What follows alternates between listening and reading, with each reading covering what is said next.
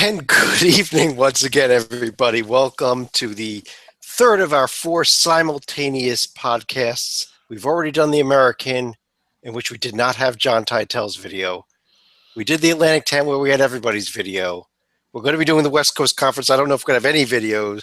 Yeah. This is the Mountain West, and we have myself and David on video. We've lost both Johns. We have audio only for both of them now. David, what the heck is going on with our? I don't know, but we're nipping this in the bud. We're probably not using this anymore. Anyway, Google, you're fired.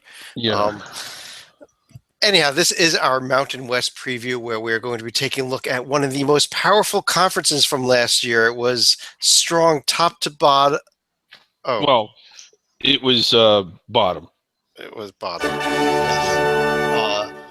One and only one team in the NCAA tournament last year from the Mountain West. David, we actually considered relegating the Mountain West down to under the radar, did we not? Yeah, we talked about it. It's still not to that level. It's the first time in its existence that I could recall where the first place team was not inside the bubble. And San Diego State was at least on it. They were close. They had a case. So they're still up here, but it was a historically bad year for the Mountain West. One team on the 14 line, nowhere close to the bubble. It was odd. Yeah, Fresno State, a 14 seed, lost by double digits to Utah. John T., they did do well in the other tournaments. San Diego State in the NIT made the semifinals. Nevada won the CBI. So at least a little bit of postseason success there for the Mountain West. Indeed, it does. I'm going to focus on Nevada because they are going to surprise some people this year. They got Eric Musselman as the head coach. They made it all the way to the top in the CBI. They had a 3-point overtime win over Morehead State in the title game, and they bring back a lot of people. Senior shooting guard DJ Fenner had 17 points in the title game win. Cameron Oliver, as a freshman power forward, had 20, 10, and 6 blocks in the game. So they have a nice mix of youth and experience and size and not. They also bring in a lot of transfers. Leland King from Brown, because you got to get those Ivy League transfers. Marcus Marshall from Missouri State, and the double shot of Caleb and Cody Martin from the Wolfpack that is NC State to the Wolfpack that is Nevada. And John T., one of the things I kind of like about Nevada going forward, even beyond this year, is, and although he got a ton of criticism for his job at UNLV, Dave Rice is now an assistant here for Musselman. And I think that's going to pay off on the recruiting end of things, because even if he may not have had the X's and O's, I think he was a hell of a recruiter. Couldn't agree more. He's also a great player. He won the NCAA title in 1990 playing for Tark at UNLV.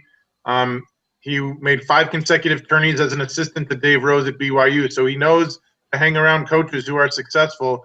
I don't know exactly how Musselman plans to use him in terms of X's and O's versus recruiting, but I think as far as assistants go, it's hard to find one with more experience as a winner than Dave Rice. Stalika, do you think Nevada is the best team in the Mountain West this year? I think Nevada is going to be one possible team, but I'm also looking to New Mexico. We go further south. We say goodbye to Cullen Neal, who transferred because of some of the New Mexico fans who were doing God knows what to them, but they will have Elijah Brown coming back. He's averaged over 20 points, and if you remember him from his Butler days, he does have some former ties, so we'll have to watch and see how the Lobos do this year. Well, David, let me ask you about both these teams then, both Nevada and New Mexico. Who are you going to side with in this battle between our two Johns? And we do a video back with Stalika somehow. All right, well, I'm going to side with John. Good job. Well, no, I like Nevada more, probably because I just think that they're trending up more. And again, with what they have coming back and what they're adding, and I like – again, I mean, I like their coaching. I like what they have coming back. I don't know if I like them to be inside the bubble, but I think they're good enough to be on it in the picture. This program is really going in the right direction, and I think it's going to be an exciting year for them. I like Nevada. All right. John T., how about New Mexico, who Stalika brought up? Do you think they are a tournament caliber team? I don't. Tim Williams and Elijah Brown are tournament caliber players, and I like Coach Neal, but I just don't think there's enough there. Schedule's not too difficult outside, of course, of a trip to my Arizona Wildcats on December 20th, but the pit is not what it once was, and even if they can get a lot of bad but numerically good non-conference wins, I don't think that they are going to be one of the top 2 teams in the league. So who is the number 2 team behind Nevada then? I got the Aztecs, and I really like this team. Of course, Coach Fisher, who won a title of his own way back in the 80s, I believe, 89 to be correct. A ton of backcourt talent. Devin Watson, Montague Gil Caesar, who transferred from Missouri, Trey Kell, last year's defending Rookie of the Year, Jeremy Helmsley, and Dakari Allen, who had 13 points in their loss to GW in the NIT semifinals. The only big guy up front, Zylan Cheatham, is a sophomore, and only one of those 6 guys is a senior. So I think they're a year away from being very good, but I think they have enough talent and a Hall of Fame caliber coach that they can finish in the top 2 and make it to the dance in March. Yeah, And this is a program that did schedule up knowing there weren't going to be many opportunities for signature wins in the Mountain West. They're going to be going to Gonzaga as part of the tip-off marathon. They're also going to be playing California and Sacramento to help tip off the Golden One Center, which is also going to be a tournament site in March this year. They also have a game at Loyola, Illinois, which is part of the Missouri Valley Mountain West Challenge. And they also have a game at Grand Canyon. And they'll get to avenge their loss at home to the Lopes from last year. And then they're also going to be part of the Diamond Head in Hawaii. I actually like San Diego State more than Nevada. I just said I like them to finish first, actually. Okay. Well, one player, John T., you didn't mention Malik Pope at all down low. I mean, is this a guy that could break out and really be the difference for them this year? Could. I mean, he's another big guy. I think that it would help if – I think it'll be okay. I don't think he's going to be like first team all Mountain West, and I don't know that he brings them from off the bubble to on the bubble, but he'll certainly help. I just think that they're loaded in the backcourt, so I think that their success is going to depend on their guards. All right. Well, David, let me go back to you on the San Diego State team. Why are you picking them to win the conference? I just like them better. I mean, they're really tough defensively, and I think they have more pieces than Nevada has. I think that they get back inside the bubble again this year, and that they're safely in.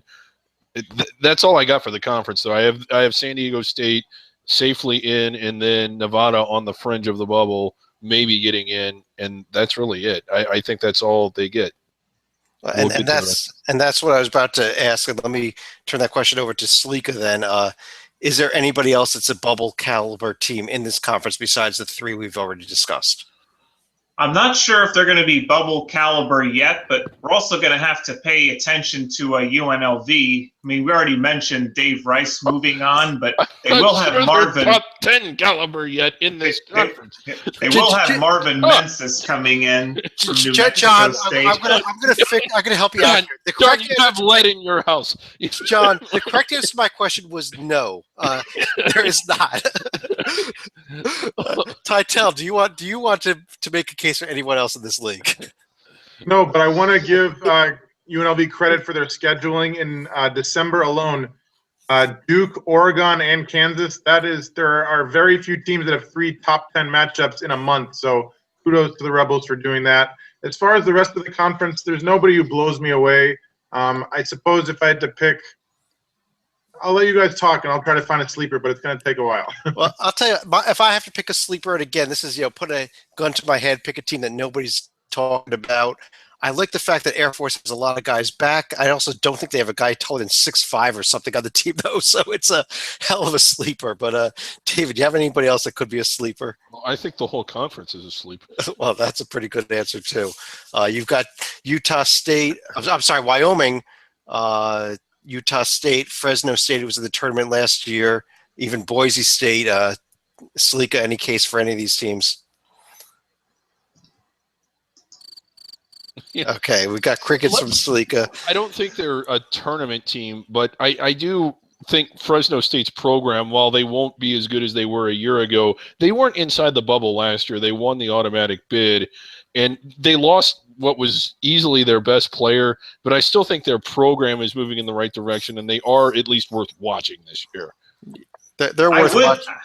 However, I would like to wish Larry Shiat a happy retirement, although I wish he had done it a year earlier after Wyoming had won the Mountain West tournament in 2015.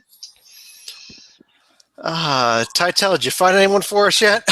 Sure. If you like foreign players, I'll go with Colorado State and Coach Eustace. He brings in Deanne Clavel from Puerto Rico and Emmanuel Amagbo from Nigeria. Clavel missed some time last year with a broken hand. Omagbo was an All-American in junior college. The schedule is a little tough. A little Pac-12 pride with Stanford and Colorado, also Wichita State and Kansas State. So they will be tested early, but both those guys, Clavel and Amagbo, are seniors. So heavy sleeper and probably not going to make it, but I think they'll be competitive.